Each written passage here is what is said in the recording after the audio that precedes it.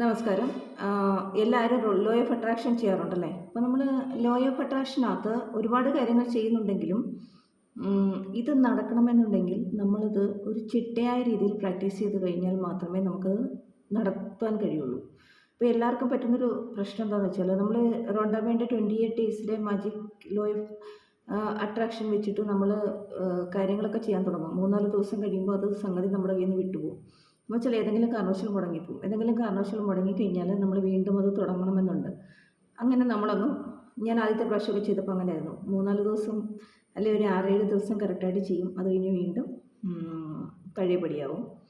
അപ്പോഴത്തേക്ക് പിന്നെയും നമ്മൾ പഴയതുപോലെ ആകും. അപ്പോൾ ചില ആൾക്കാർ പറയാറുണ്ട് ലോ ഓഫ് അട്രാക്ഷൻ കറക്റ്റ് അല്ല എന്നൊക്കെ പറയണത് അതുകൊണ്ടാണ്. നമുക്ക് കറക്റ്റായിട്ട് ചെയ്യാൻ കഴിയണം. ചെയ്യുന്ന കാര്യങ്ങൾ നമ്മൾ തുടർച്ചയായിട്ട് മുന്നോട്ട് കൊണ്ടുപോകണം. അപ്പോൾ ഏതെങ്കിലും ഒരു കാര്യങ്ങൾ ഒരു 21 ദിവസം ഒക്കെ കറക്റ്റ് കൊണ്ടുപോയി കഴിഞ്ഞാൽ നമുക്ക് കറക്റ്റായിട്ട് എണീക്കാൻ പറ്റും. ആ കാര്യങ്ങൾ ചെയ്യാനൊക്കെ പറ്റും. ചില സമയങ്ങളിൽ നമുക്ക് 21 ദിവസം പോയിട്ട് ഒരു 15-12 ദിവസം പോലും മുന്നോട്ട് കൊണ്ടുപോകാൻ കഴിയില്ല. അപ്പോൾ നമ്മൾ കൂട്ടായിട്ട് ചെയ്യുന്ന സമയത്ത് നമുക്ക് ഈ കാര്യങ്ങളൊക്കെ കറക്റ്റായിട്ട് ചെയ്യാൻ കഴിയും. അപ്പോൾ ഞാൻ ഉദ്ദേശിക്കുന്നത് ലോ ഓഫ് അട്രാക്ഷൻ്റെ കൂടെ തന്നെ നമുക്ക് പ്രാണിക് ഹീലിംഗ്, റേക്കി ഹീലിംഗ്, അതല്ലാണ്ട് നമുക്ക് ഈ ചക്രാസിൽ ബ്ലോക്കേജസ് വരും.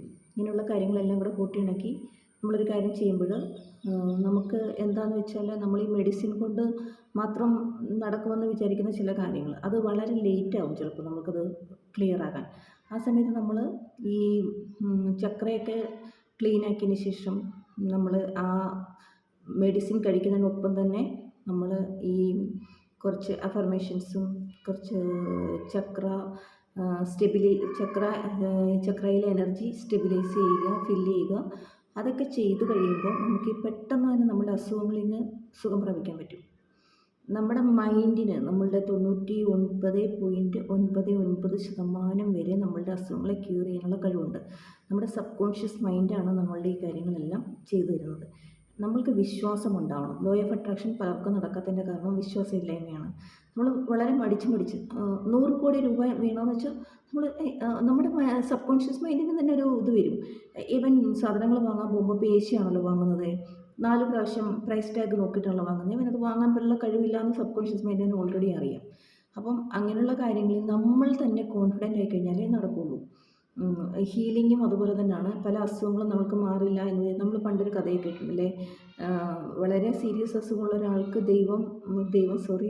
ഡോക്ടർ കുറച്ച് പച്ചവെള്ളം കൊടുത്തതിന് ശേഷം അത് വളരെ ഭയങ്കര വില കൂടിയ മെഡിസിനാണ് പുറത്തുനിന്ന് വരുത്തതാണെന്നും പറഞ്ഞ് കൊടുത്തു കഴിഞ്ഞപ്പോൾ അത് ഉപയോഗിച്ച് കഴിഞ്ഞ ഉടൻ തന്നെ ആ ആൾക്ക് അസുഖം മാറി എന്നുള്ളതാണ്. എന്ന് പറയുന്ന പോലെയാണ് ലോ ഓഫ് അട്രാക്ഷൻ വെച്ച് നമ്മൾക്ക് ഒരുപാട് കാര്യങ്ങൾ നേടാൻ കഴിയും. പക്ഷെ നമ്മൾ ഹാർഡ് വർക്ക് ചെയ്യണം. കൃത്യമായിട്ട് നമ്മൾ വർക്ക് ചെയ്താൽ മാത്രമേ നമുക്കത് നേടാൻ കഴിയുള്ളൂ. ഞാൻ ഈ ഗ്രൂപ്പ് കൊണ്ട് ഉദ്ദേശിക്കുന്നത് അതാണ്. നമ്മൾ കൃത്യമായി കുറച്ച് ആൾക്കാർക്കൊക്കെ തന്നെ ഭയങ്കര മാനസികമായ പ്രശ്നങ്ങളുണ്ടാകും. മറ്റൊന്നുകൊണ്ടല്ല, ഒരുപക്ഷെ ധനത്തിലുണ്ടാകുന്ന കുറവായിരിക്കാം, ഒരുപക്ഷെ നമ്മൾ ആഗ്രഹിക്കുന്ന കാര്യങ്ങൾ സാധിക്കാൻ പറ്റുന്നില്ലാവും, അല്ലെങ്കിൽ നമ്മൾക്ക് ഹെൽത്തിലുണ്ടാകുന്ന ഇഷ്യൂസ് ഉണ്ടാവാം. പക്ഷേ ഈ കാര്യങ്ങളൊക്കെ തന്നെ നമ്മൾ വളരെ ഹാപ്പിയായിട്ട് കിട്ടുന്ന നിമിഷങ്ങൾ. പൊതുവേ ഞാൻ പഠിച്ചെടുത്ത് എൻ്റെ സാറ് പറയുമായിരുന്നു, നിങ്ങൾക്ക് എപ്പോഴും വിഷമം തോന്നുമ്പം 2 വിരൽ മൂക്കിൻ്റെ താഴെ വെച്ചിട്ട് നോക്കണം, ഇങ്ങനെ പിടിച്ച് നോക്കണമെന്ന്. എന്താ വെച്ചാൽ ശ്വാസമുണ്ടോ? നമ്മൾക്ക് ശ്വാസമുണ്ടെങ്കിൽ നമ്മൾ ലോകത്തിലെ ഏറ്റവും ലക്കി ആയിട്ടുള്ള ആൾക്കാരാണ്. അതേക്കൊണ്ട് നമുക്കൊരു കാര്യങ്ങളും വേണ്ട. നമ്മളുടെ മൂക്കിന് താഴെ നമ്മൾ 2 വിരലുകൾ വെച്ച് നോക്കുമ്പോൾ അവിടെ ശ്വാസം അനുഭവപ്പെടുന്നുണ്ടെങ്കിൽ അതിൽ വലിയ ഭാഗ്യം നമ്മൾക്കൊന്നും വേണ്ട. കാരണം ഒരുപാട് കോടി പൈസ കയ്യിൽ വെച്ചിട്ട് ജീവന് വേണ്ടി ഓടുന്ന ഒരുപാട് ആൾക്കാരുണ്ട്. അപ്പം നമ്മൾ ശ്രദ്ധിക്കേണ്ടത് അതുപോലെ തന്നെ നമ്മൾക്ക് പലരോടും പല കാര്യത്തിൽ പകയുണ്ടാവും, വൈരാഗ്യം ഉണ്ടാവും. ഈ പകയും വൈരാഗ്യം ഫീൽ ചെയ്ത് വെച്ചിരുന്നാൽ നമ്മൾക്കൊരിക്കലും ഹാപ്പി ആയിട്ട് ജീവിക്കാൻ പറ്റില്ല. നമ്മളെപ്പോഴും ശ്രദ്ധിക്കേണ്ടത് നമ്മുടെ ഹാപ്പിനെസ് 100% ആക്കാൻ ശ്രമിക്കുക. കിട്ടുന്ന എല്ലാത്തിനോടും സന്തോഷമുള്ളവരായിട്ടിരിക്കുക. ചിലപ്പോൾ നമ്മൾ പൊതുവെ കാണുന്ന കമ്പാരിസണാണ് നടക്കുന്നത്. എക്സാമ്പിൾ പറഞ്ഞു കഴിഞ്ഞാൽ ഒരാളിപ്പം എവിടെയെങ്കിലും നമ്മുടെ ഫാമിലിയിൽപ്പെട്ട ഒരാൾ എവിടെയെങ്കിലും പോയിട്ട് ഒരു സ്റ്റാറ്റസ് ഇടുന്നു, അപ്പോൾ തന്നെ മനസ്സിൽ ആദ്യം വരുന്ന വികാരം ഇതാണ്, എനിക്കത് പറ്റുന്നില്ലല്ലോ, എനിക്കതില്ലല്ലോ എന്നുള്ള. ആക്ച്വലി നമ്മളുള്ള കാര്യങ്ങളോട് നന്ദി ഉണ്ടായിരിക്കുമ്പോൾ ഇല്ലാത്തത് കൂടി പ്രപഞ്ചം നമുക്ക് വേണ്ടി ഒരുക്കി തരും എന്നൊരു തത്വം വെച്ചിട്ടാണ് റോണ്ടാബേൻ്റെ ദ മാജിക് എന്ന ബുക്കിൽ കുറേ കാര്യങ്ങൾ പറയുന്നുണ്ട്. അപ്പോൾ ഒരു 28 ദിവസം നമ്മൾ ഈ കാര്യങ്ങൾ പ്രാക്ടീസ് ചെയ്ത് കഴിയുമ്പോൾ നമുക്ക് നല്ല ഒരു ആത്മവിശ്വാസവും മുന്നോട്ടുള്ള കാര്യങ്ങൾ കൊണ്ടുപോകാനുള്ള ഒരു കഴിവും ഉള്ളതിലുള്ള സംതൃപ്തിയൊക്കെ ഉണ്ടാവും. അതുപോലെ ബന്ധങ്ങൾ, നമ്മൾക്ക് കിട്ടുന്ന ബന്ധങ്ങൾ ചിലപ്പോൾ നമ്മൾക്ക് വളരെ മാനസികമായിട്ട് പ്രയാസം ഉണ്ടാക്കുന്ന ബന്ധങ്ങളായിരിക്കും. നമ്മൾ മെൻ്റലി സ്ട്രോങ് ആയാലും തോന്നും. നമ്മൾക്ക് സന്തോഷം ഉണ്ടാക്കേണ്ടത് നമ്മുടെ ചുറ്റുമുള്ളവരല്ല ഒരിക്കലും. നമ്മൾ തന്നെയാണ് ഹാപ്പിയായിട്ട് ജീവിക്കുന്നത്, നമുക്ക് സന്തോഷം ഉണ്ടാക്കുന്നത്.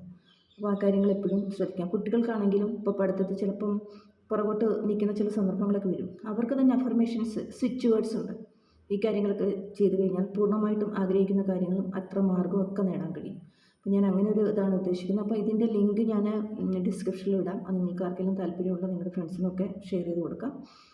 ആദ്യമായിട്ട് തുടങ്ങാൻ പോകുന്ന 28 ഡേയ്സിൻ്റെ നമ്മളുടെ മാജിക് പ്രാക്ടീസാണ് തുടങ്ങാൻ പോകുന്നത്. അതിനൊരു ബുക്കും പേനയുമാണ് വേണ്ടത്. അപ്പോൾ ഗ്രൂപ്പിൻ്റെ ലിങ്ക് ഞാൻ ഡിസ്ക്രിപ്ഷനിൽ ഇടാം. നിങ്ങൾ ആവശ്യമുള്ളവർക്ക് കൊടുത്തോളൂ കേട്ടോ. ശരി, എന്നാൽ എല്ലാവർക്കും ഒരു നല്ല